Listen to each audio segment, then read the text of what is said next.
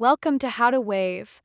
In today's video, we're going to show you how to self-install Spectrum Internet in 2025.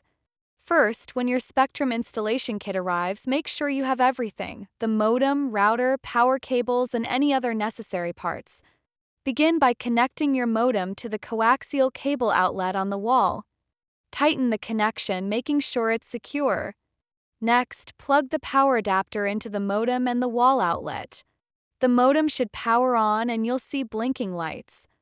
Once the modem is powered up, it's time to set up your Wi-Fi router. Take the provided Ethernet cable and plug one end into the modem's Ethernet port and the other end into the WAN port on the router. Now, plug the router's power adapter into the wall outlet and power it on. Wait for the Wi-Fi lights to flash. After this, grab your computer or mobile device and look for the Wi-Fi network with the router's name. Connect to it using the Wi-Fi password provided in your kit. Now, open a browser on your device and follow the on-screen instructions to activate your internet by entering your Spectrum account details. Once activation is successful, you're good to go. If you encounter any issues, Spectrum has 24/7 support available. Thanks for watching.